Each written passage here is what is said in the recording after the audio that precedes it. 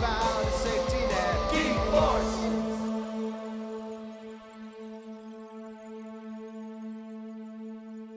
Hello and welcome to our Movie of the Year review. Yeah.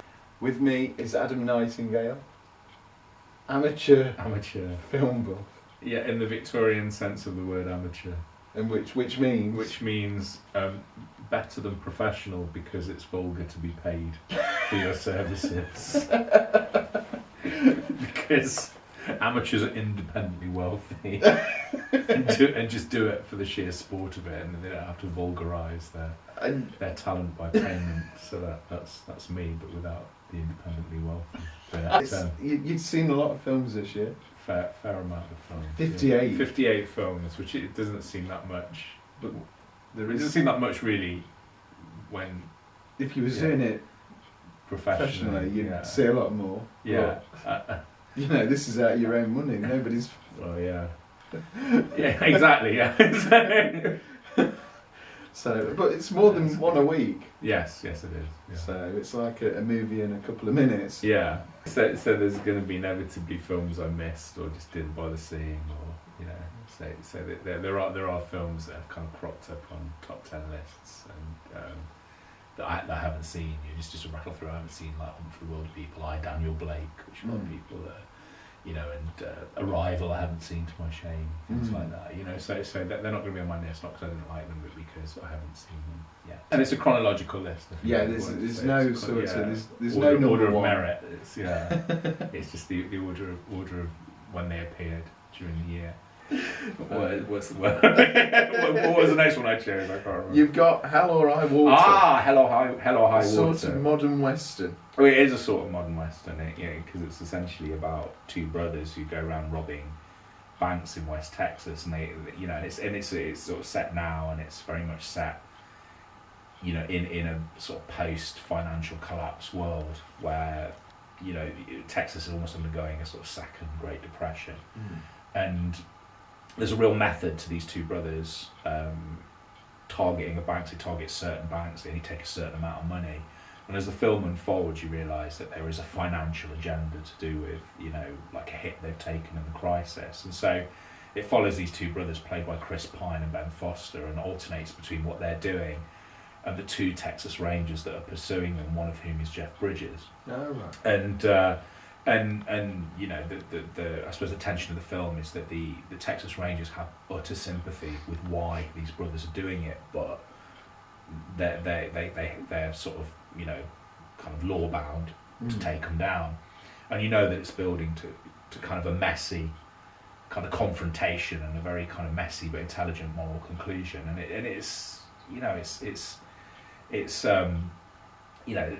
sort of anchored in these great performances by guys who've kind of done this sort of thing before. So Ben Forster's played the kind of he's like the kind of younger of the brothers. He's like kind of the hair trigger, unstable brother, and he's played that kind of character before. Like the crazy kind of ratty bearded guy. And Jeff Bridges has played the lawman. That seems to be like his character now. He's after the Big Lebowski. The most recognisable sort of Jeff Bridges part now is the ornery lawman, and it's like True Grit and R.A.P.D. He's done it, and even before that he did it. No one saw it. I love it as a film. He did a fantastic movie about Wild Bill Hickok, kind of in the 90s. Oh, he did. Which is almost like a dummy run for the performance he gives in True Grit, and the thing that impressed me about Foster and Bridges, they've done this sort of thing before, but there's real kind of subtlety in the way they do it this time. And they bring a lot more kind of. They obviously bring their baggage to it, but they bring a lot more kind of light and shade. But then the real surprise in the film is Chris Pine, and he's brilliant. Is he good? Yeah, and he's arguably far too handsome to be a sort of no offence to handsome West Texan farmers, but he looks like a movie star. But he's still, but it's a brilliant performance, and he's wonderful. And in typical fashion, it's like sort of Foster and Bridges are getting the nominations now that it's award season, and Chris Pine's getting completely overlooked. And it's got a score which seems to be, if you're doing anything sort of set in rural America that has a sort of crime flavour to it that's a bit indie, get Nick Cave and Warren Ellis to do the score, and they do it very well. Yeah. And the film, is very, very well directed by the Scott, David Mackenzie, who did Starred Up the last year or the year before, and written by You know, the guy that wrote Sicario. Mm. You know, and he's writing a sequel to Sicario, I think called Soledad, and so he's very much, you know, kind of an emerging script writing force at the moment, you know, and so I very, very powerful sort of modern western with a lot of kind of anger about you know, the casualties of the current financial crisis. I thought that was a very good film. Yeah. Your next one, The Girl with All the Gifts.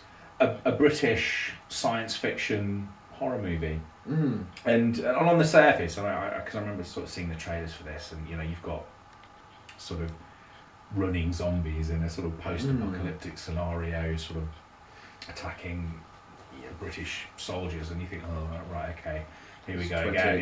Yeah, sort of 28 months later or something. So yeah, it's like, and it's such a deceptive trailer because, you know, I think my problem with 28 Days Later was it was kind of like a one idea film. It was like, you know, I think Danny Boyle, Danny Boyle introduces like the kind of the British zombie movie, and the zombies are fast. I don't think that'd been done before. No. And then he has these great sort of images of sort of desolation, and then that's kind of it. Yeah. And it doesn't really progress. And that's the starting point for something like The Girl with All the Gifts. It's set in this world where there's this like fungal virus that turns people feral and into sort of cannibalistic creatures. And it's kind of set it opens in a kind of military compound in a bunker that's a bit reminiscent of Day of the Dead, you know, where these kids are being kept for some unspecified purpose. And then something goes horribly wrong, and you have this like contingent of soldiers and scientists taking this special child who's kind of different from the others, you know, I'm not going to sort of say what or in what way, across this infected Britain. And the thing that I love about the film is that with each act they expand the world and add another sort of layer to the world, and it has this kind of Darwinian momentum to it, where, you know, they have this sort of, with every new challenge, it just has a real courage of its convictions to take the story into some quite dark places, to the point where they seem to set up a scenario and think, oh, they're not going to have the courage or the balls to go through with that, where the story seems to be leading, and then they do it, and then they do it again, and they do it again, and to the point where you come to expect this, and then in the last act of the movie, there's a kind of inevitability to where it's going. You think, are they going to take it? Are they going to do it? And then they do. And it's a terrific British science fiction movie. I was really surprised by it. I thought it was very, very powerful. Yeah, it's one that completely went by me.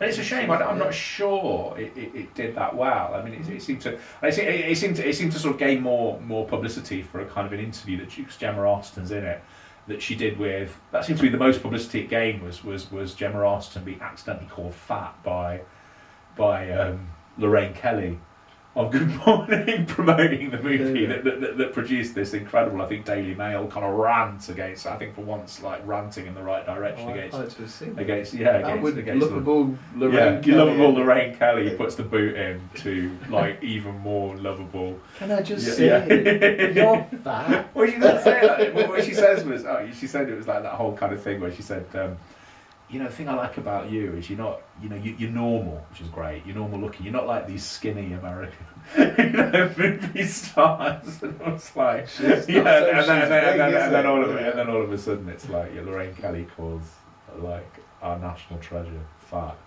and so, you know, that seemed to be, you know, the outside edge of publicity for the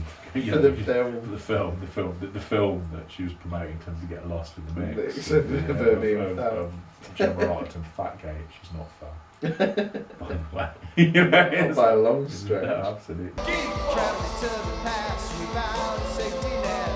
Traveling to the past without